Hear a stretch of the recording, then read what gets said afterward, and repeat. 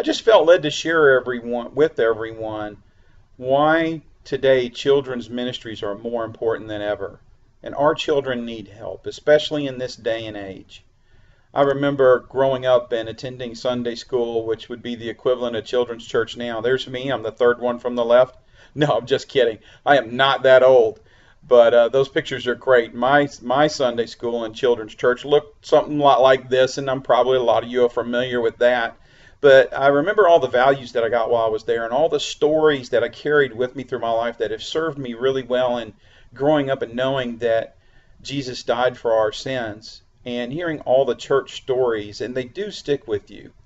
And those are the things you rely on and you draw back to when life seems to really get you down. And knowing that from a young age was invaluable to me.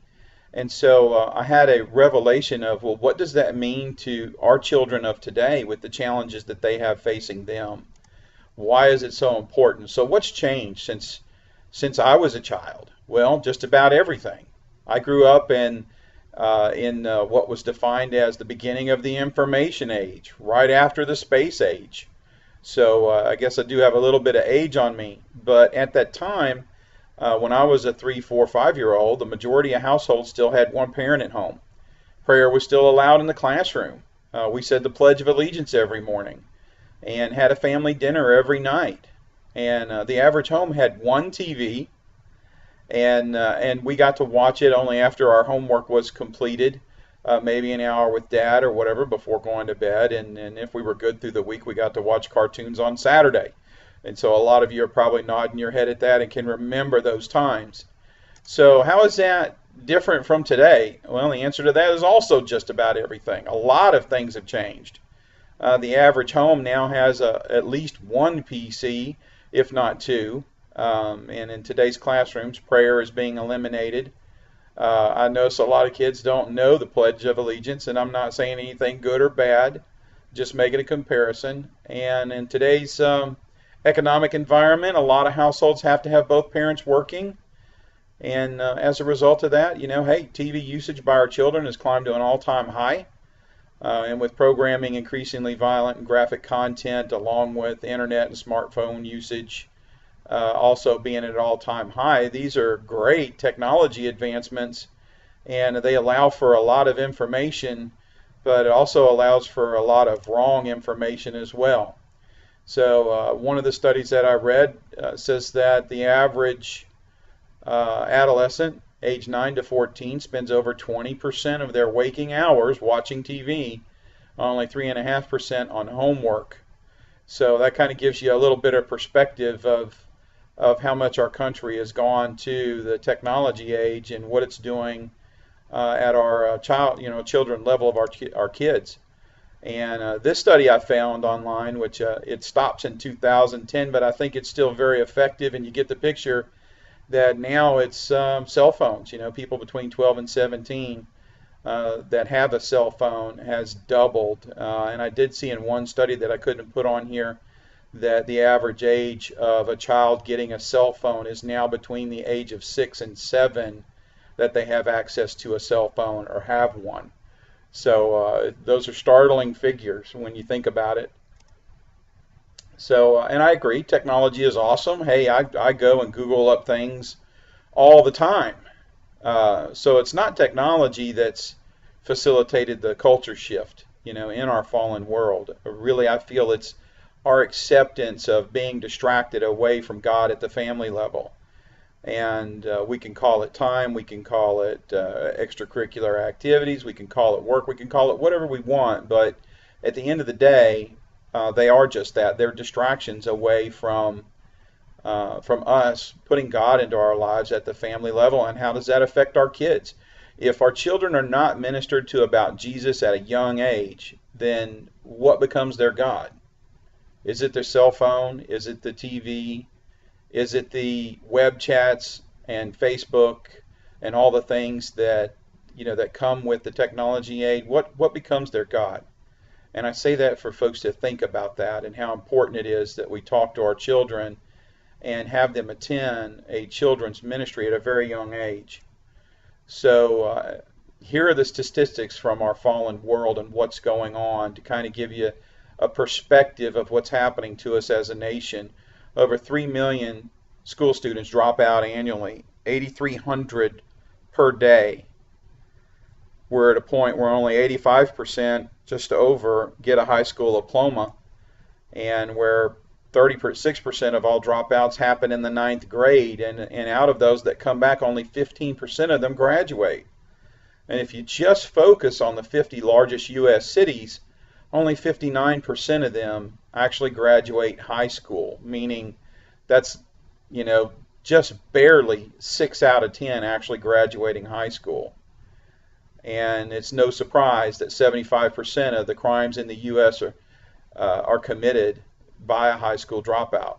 So that tells you where our country is going on the national average.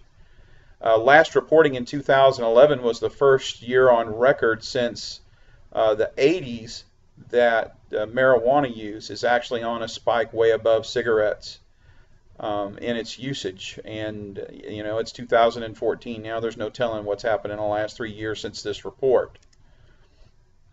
So how does that correlate over to the relationships that our young teens are having? And one of the biggest problems that I found in my research was nearly 1.5 million high school students nationwide experience some type of physical abuse from a dating partner in a single year. And in fact, 1 in 10 high school students has been purposely hit, slapped, or physically hurt by a boyfriend or a girlfriend. And 1/4 of high school girls have been victims of physical or sexual abuse or date rape. These are staggering figures. And in fact, a report that I'm reading here on violence and prevention statistics and risk for teen violence, it says that homicide is the second leading cause of death among youth aged 10 to 24 years in the United States.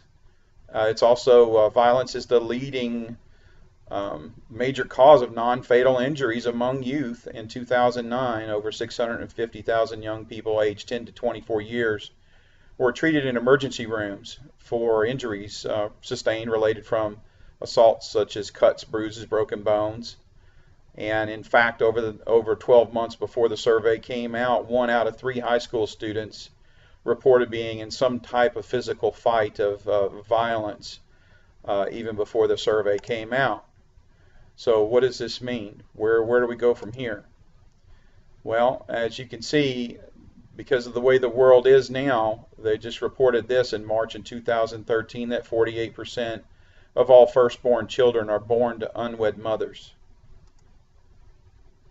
And that alcohol use in our country is basically running away. That 48% of all alcohol use reported by college students is attributable to those who are underage, to the point that 11 to 20% of the entire U.S. alcohol market, even the lower estimate of 11% attributed to underage drinking, represents 3.6 billion drinks a year. And the study goes on to show that youth who start drinking before the age of 15 are 5 times more likely to develop alcohol dependency or abuse in their lifetimes than those that drink at 21 or start at 21 or later. So that leads into the next gateway here is teen substance abuse. It's a widespread problem, considering that 9 out of 10 adult addicts began using before they turned 18, and 25% of Americans who began using any addictive substance before the age of 18 are still addicted. So that's pretty substantial when 25% of Americans who have used any addictive substance before the age of 18 are still addicted today. That's 1 in 4 don't survive getting out of the addiction. Consequences of abusive college drinking is at an all-new high. Each year, an estimated 1,825 college students between the ages of 18 and 24 die from alcohol-related injuries, also including motor vehicle accidents. Close to 600,000 students between the ages of 18 and 24 are unintentionally injured under the influence of alcohol. And what I find staggering is that it's almost a fourth more than that, just short of 700,000 students a year between the ages of 18 and 24 are assaulted by another student who has been drinking. And of course, running in those circles and losing control. An estimated 97,000 students each year between the ages of 18 and 24 are victims of alcohol-related sexual assault or date rape. So, and I don't like talking about these topics, but I feel it's important for people to know exactly what it is that they're looking at. On an all-new high here is youth suicide. It's a serious public health problem. Affects young people. For youth between the ages of 10 and 24, it's the third leading cause of death. In recent reports, it's showing 4,600 lives per year. And deaths from suicide are only part of the problem. The issue here is that those that attempt and survive then actually die. In a survey of youth in grades 9 through 12 in public schools and private schools in the U.S., found that 16%, y'all, that's close to 2 out of 10 students reported seriously considering suicide. 1 out of 10, just a little more than 1 out of 10, reported even creating a plan for it. And then 8% reporting trying to take their own life in the last 12 months preceding this study. So close to 157,000 youth between the ages of 10 and 24 receive medical care in emergency rooms for self-inflicted injuries across the U.S. And that is staggering that we're even having a conversation about this. And just here in our own parish, and this doesn't relate to youth, this relates to overall figures here in St. Tammany Parish. In the past 5 years, there's been a 30% increase, and the attempts of suicide have gone up over 300%. So we are living in a time where people need God more than ever. So now it comes down to the kids. And if you're a Christian and you believe in Jesus and you carry him in your heart and you're seeing all this, do you have the heart to look at any one of these kids and tell the girls that half of them are going to have children out of wedlock, that some of them are not going to make it, that there's a strong percentage that half of them will wind up being assaulted or exposed to drug abuse during their lifetime? So the question is, how many? And can you look at these kids and say, hey, you've got a life ahead of you with these statistics that they're going to have to face? And then think about it if Jesus is not part of their life. How are they going to deal with the struggles ahead of them and the friends that they may have as they grow up that need God in their lives, that are dealing with these situations? The answer is it's up to us to equip them. It's up to us to take part in the ministry of our children and getting them into an environment where they have spiritual family and other kids around them that believe in God and know that Jesus Christ is in their life and that they can have the light of the world within them. And that's how we get these statistics to change. We start with our kids at a young age and let them know who Jesus Christ is. And in fact, Jesus said, let the little children come to me and do not hinder them, for to such belongs the kingdom of heaven.